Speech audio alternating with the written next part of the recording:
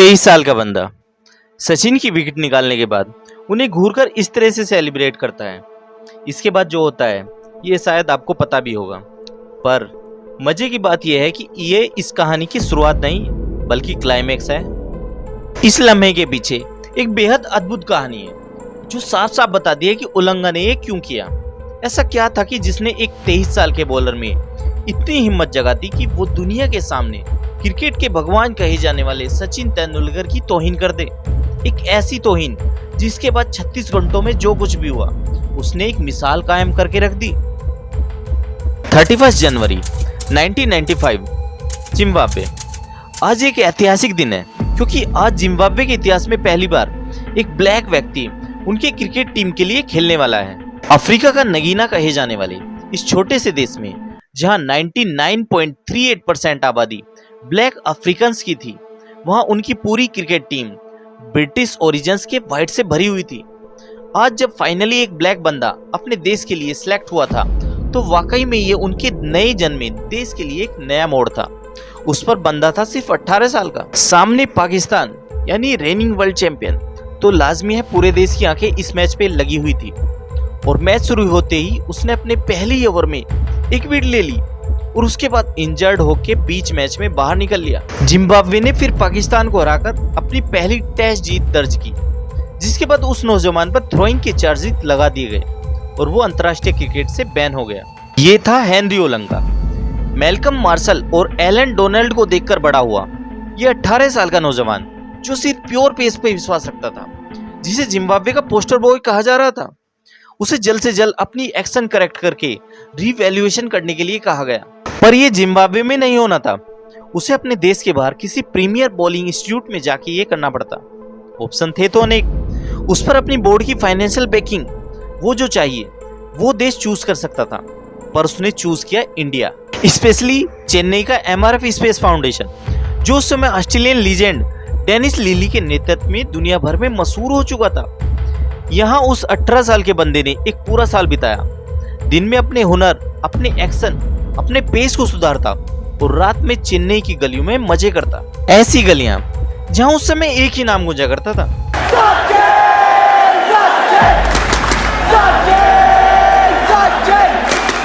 पिछले 2 सालों में सचिन ने 80.74 के औसत से 1340 रन मारे थे और ओडीआई में गए एक साल में 47.3 के औसत से 1090 रन। सिर्फ 16 साल की उम्र में डेब्यू करने वाला ये भारत का यंगस्टर डेब्यूटेंट आज घर घर का नाम बन गया था और उसमें इस जिम्बाब्वे के यंगेस्ट डेब्यूटेंट को अपना भविष्य दिख रहा था। पर जहां वो इंडियन डेब्यूटेंट अगले कुछ सालों में सफलता के नए शिखर छूने वाला था, वहां ओलंगा सिर्फ धंसता चला गया। एक और इंजरीज, दूसरे और फॉर्म की कमी, और अगर किसी दिन दोनों भी ना हो तो एक्यूरेसी। भाई साहब की हालत ये थी कि जब दिन हो तो दुनिया हिला दे, पर जब ना हो तो वो फुटबॉल से भी स्टंप ना गिरा पाए। ऐसे ही साल दर साल बीतते गए। एक और जिम्बाब्वे की टीम का नाम बढ़ता गया और ओलंगा का नाम गिरता गया। और फिर ऐसे माहौल में आया सितंबर 1998 इंडिया का जिम्बाब्वे टूर, या ये कहीं सचिन का जिम्बाब्वे टूर, क्योंकि ये साल इंडियन टीम को तो छोड़ो, पहले सचिन को संभालो वाली स्टोरी बन के रह गया था भाई। ऑस्ट्रेलिया के खिलाफ 2 सेंचुरीज, फिर एक के बाद एक 3 मल्टीनेशनल टूर्नामेंट के फाइनल में सेंचुरीज। कुल मिला के इस साल में उन्होंने 7 सेंचुरीज और 12,000 ओडीआई रन्स ऑलरेडी मार दिए थे। और फिर इस सीरीज के आखिरी ओडीआई में आया 8वां। इंडिया ओडीआई सीरीज तो जीत गई थी, अब सिर्फ एक टेस्ट बाकी था, पर अब भी जिम्बाब्वे के पास सचिन का कोई जवाब नहीं था। ऐसे में जिम्बाब्वे टीम के सिलेक्टर ने फोन लगाया इंजरी से बाहर बैठे ओलंगा को। मैसेज सिंपल था, सचिन से निपटने के लिए उनके पेस की जरूरत है, और ओलंगा इंजर्ड होने के बावजूद मान गए। ग्रोइंग का मसल पुल और 100 बैक लिए। जब ओलंगा मैदान में उतरे तब किसी को उनसे कुछ खास उम्मीद नहीं थी, खास करके तब जब पहली इनिंग में उनकी पूरी टीम 181 for 8 पे कोलैप्स कर गई।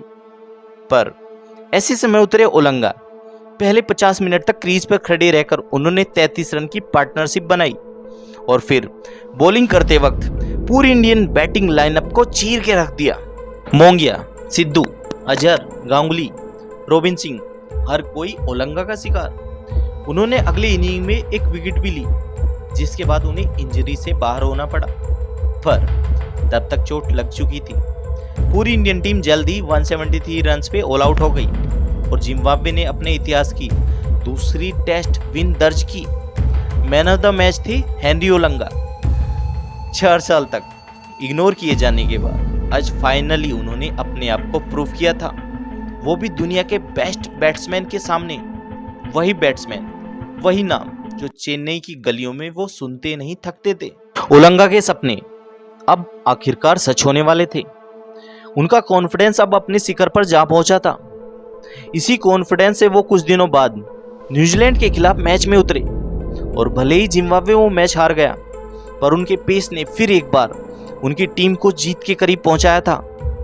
अब सारी निगाहें टिकी थी जल्द होने वाले कोका कोला कप पर, जहां जिम्बाब्वे भिड़नी थी वर्ल्ड चैंपियन श्रीलंका और पुराने प्रतिद्वंदी इंडिया से। और शॉकिंगली यहां जिम्बाब्वे ने श्रीलंका को हरा दिया, और वो भी एक नहीं दो बार। ग्रुप सीरीज के आखिरी मैच आते आते जिम्बाब्वे और इंडिया दोनों फाइनल्स के लिए क्वालिफाई कर गई थी। मैच का वैसे कोई इंपॉर्टेंस नहीं था, सिवाय एक बात के, इंजरी से बाहर बैठे ओलंगा आज टीम में वापसी कर रहे थे, वो भी आखिरी बार बुरी तरह से हारी हुई इंडिया के सामने। उस पर ओलंगा ने अपनी टीम को वर्ल्ड चैंपियंस को हराते हुए देखा था उनकी गैर हाजिरी में। तो एक और पिछले मैचेस का कॉन्फिडेंस, उस पर खेलने की भूख।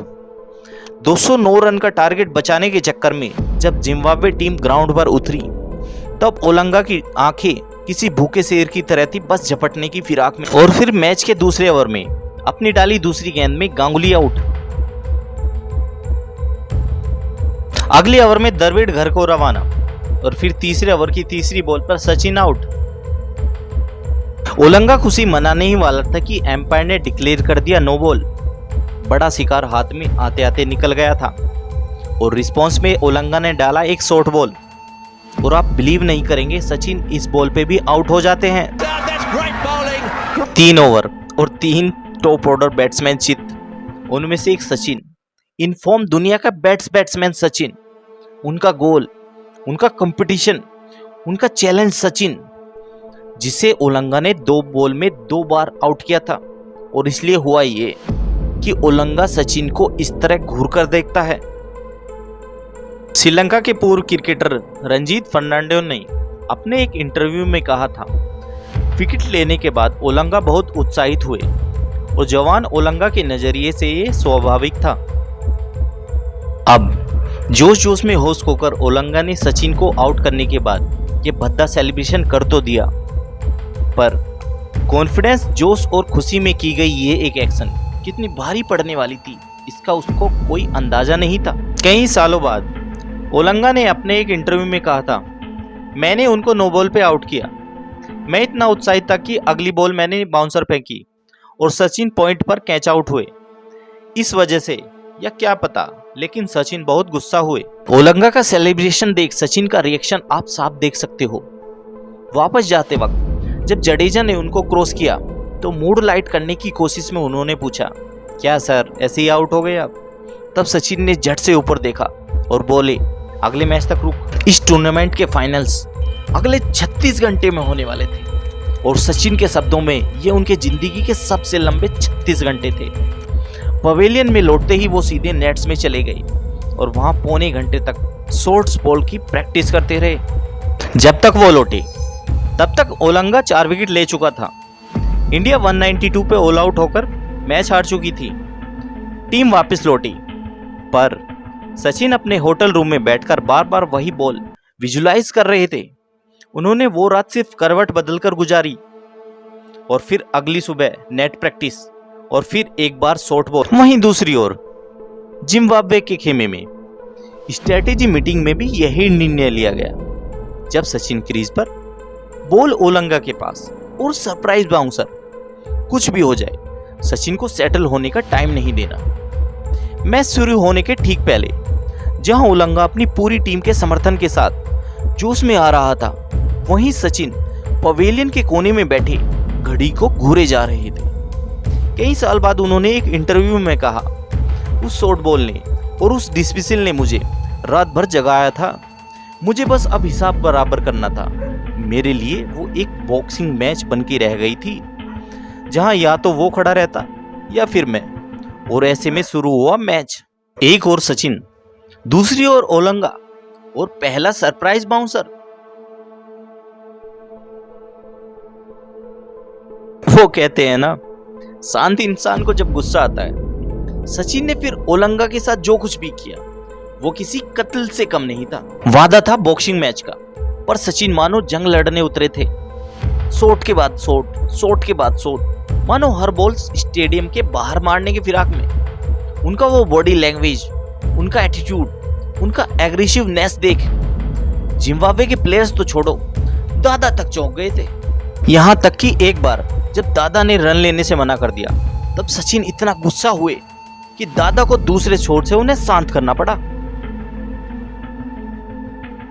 मैच खत्म होते होते दादा के 90 बॉल्स में 60 रन्स थे, और उतने ही बॉल्स में सचिन के 124 रन्स, 12 चौके, 6 छक्के। और अगर आप विश्वास करेंगे तो ये स्ट्राइक रेट उनके शांत होने के बाद का था, क्योंकि ओलंगा जब बॉलिंग कर रहे थे तब उन्होंने अपनी हाफ सेंचुरी सिर्फ 28 बॉल्स में कंप्लीट की थी। 28 बॉल्स। ओलंगा, जिसका पहला ओवर दादा ने फेस किया था, सिर्फ 5 रन के लिए, उसके अगले 5 ओवर्स 45 रन्स के लिए चले गए। और एक मजे की बात, उधर कमेंट्री बॉक्स में कमेंट्री करने वाला भी ओलंगा के मजे ले रहा था। उसने कहा, ओलंगा अगर और थोड़ा समय बॉलिंग करेंगे तो हम सब जल्दी घर जा पाएंगे। मुझे ओलंगा से सहानुभूति है, कल इतने अच्छे परफॉर्मेंस के बाद आज ऐसी जाती। भारत एक भी विकेट गंवाए बगैर 30 ओवर में मैच जीत गया।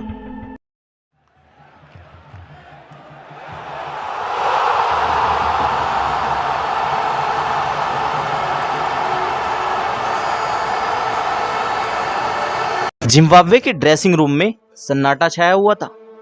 ओलंगा एक कोने में सिर झुकाए हुए बैठे थे। हित स्ट्रिक, जो आगे जाके इस टीम के कप्तान बने, वो उठे और ओलंगा को बोले, जब उस जैसा बैट्समैन इस तरह बैटिंग करने का ठान ले, तब दुनिया का कोई भी बॉलर उसके अगेंस्ट कुछ भी नहीं कर सकता। तू निराश मत हो, सिर्फ सीख ले और आगे बढ़ जा। स्ट्रिक की यह नसीहत शायद ओलंगा को काम आई हो, क्योंकि इस मैच के ठीक बाद हुई पाकिस्तान के अगेंस्ट टेस्ट में ओलंगा ने फिर एक बार 5 विकेट लेकर वो मैच जितवा दिया। आगे जाके वो सीरीज के मैन ऑफ द सीरीज बने, पर इस बार एक फर्क था। कितने भी विकेट्स लेने के बावजूद किसी भी हाल में ओलंगा ने वैसा सेलिब्रेशन नहीं किया, क्योंकि शायद और कुछ नहीं तो एक सबक जरूर सीख गए थे। कॉन्फिडेंस ना अपनी जगह पे। बेवजह सोए हुए शेर को जगाना न उनके सेहत के लिए अच्छा है, न ही उनकी टीम के लिए। क्या पता कल इनमें से कोई उठकर सचिन जैसी पारी न खेल जाए। ओलंगा के आगे की कहानी जितनी दिलचस्प उतनी ट्रेजिक भी है। वो जो ऑस्ट्रेलिया में ओपेरा सिंगर का काम करता है, अगर आपको वो स्टोरी जाननी हो तो मुझे कमेंट में जरूर बताएं। तब तक आशा करता हूँ आपका दिन शुभ रहे। वीडियो को देखने के लिए बहुत बहुत धन्यवाद। जय हिंद, जय भारत।